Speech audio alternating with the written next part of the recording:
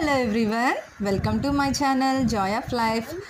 అందరూ బాగుండాలి, అందులోనే ఉండాలి. ఇవాళ చాలా టేస్టీగా ఉండే సింగడ. దీనికి ఒక 2 కప్పుల మైదా పిండిని, 1 కప్పు గోధుమ పిండిని, పావు టీ స్పూన్ వాము, హాఫ్ టీ స్పూన్ జీలకర్ర, సరిపడినంత సాల్ట్, 1 టేబుల్ స్పూన్ నెయ్యి వేసేసి సరిపడినంత వాటర్ పోసుకొని ఈ విధంగా కలిపి దానిపైన ఒక క్లాత్ పెట్టి పక్కన పెట్టుకుందాం. తర్వాత కర్రీ ఉంది కదా, ఈ కర్రీ లింక్ నా ఛానల్లో పోస్ట్ చేశాను నేను ఆల్రెడీ. కర్రీని చూడండి. అండ్ ఇందులో నేను ఎక్స్ట్రా కొంచెం చాట్ మసాలా అండ్ ఒక చెక్క నిమ్మరసం పిండుకున్నాను అనమాట. అండ్ ఈ కర్రీ చాలా చాలా బాగుంటుంది, ఇందులోకి పర్ఫెక్ట్గా సెట్ అయింది. తర్వాత మనం ముందుగా కలిపెట్టుకున్న ఈ మిశ్రమాన్ని తీసుకొని దీన్ని చక్కగా ఇలా చేసేసుకొని మనం ఇట్లా చేసుకోవాలన్నమాట. ఇలా పీసెస్గా చేసేసుకొని ఒక బౌల్లో అన్నీ రెడీగా ఉండటానికి పక్కన పెట్టేసుకున్నాను. అండ్ ఇది మనకి డ్రైగా అయిపోకుండా ఒక్కొక్కటే చేసుకొని మిగిలిన మనం క్లాత్ అట్లా పరిచి పక్కన పెట్టుకోవాలి.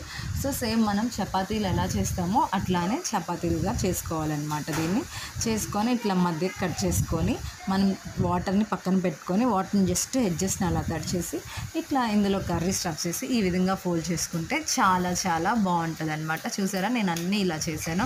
అండ్ ఈ కర్రీ అయితే ఎంతో టేస్టీగా ఉంది, ఇందులోకి పర్ఫెక్ట్గా సెట్ అయింది. దాని ఫ్లేవర్ కానీ అండ్ అది కానీ బయట వాటికంటే మనం కొనే వాటికి మన ఇంట్లో మన చేతితో హెల్తీగా చేసుకున్నవి చాలా బాగుంటాయి కదా.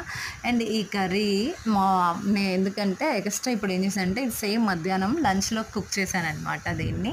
అండ్ ఈ వర్షాకాలం కదా, ఈవినింగ్ ఏదైనా క్రంచీగా స్నాక్స్ తినాలనిపించింది. సో ఇదే కర్రీలో కొంచెం చాట్ మసాలా, నిమ్మకాయ పిండుకుంటే కొంచెం స్మాష్ చేసుకుంటే సరిపోయింది. అక్కడక్కడ ముక్కలు తగులుతూ ఉండాలన్నమాట. తర్వాత మనం స్టవ్ వెలిగించేసి కడాయి పెట్టేసి కడాయిని మనం నూనె కాగాక మీడియం ఫ్లేమ్లో పెట్టుకొని మాత్రమే దీన్ని వేయించుకోవాలన్నమాట. అండ్ అటు ఇటు గోల్డెన్ బ్రౌన్ వచ్చేదాకా కాల్చుకోవాలి.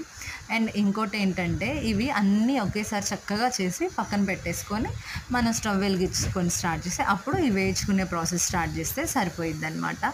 సో మనం ఇలాంటివి చేసినప్పుడు చక్కగా మధ్యాహ్నం లంచ్లోకి, ఈవినింగ్ స్నాక్లోకి చాలా చాలా బాగుంటుంది అనమాట. అండ్ ఇది ఫ్లేవర్ కానీ టెక్స్చర్ కానీ చాలా అద్భుతంగా ఉందండి. ప్రతి ఒక్కళ్ళు తయారు చేయొచ్చు ఇంట్లోనే. ఎంత బాగా ఇష్టపడతారో పిల్లల నుంచి పెద్దవాళ్ళ దాకా. Thanks for watching. Please like, share and subscribe my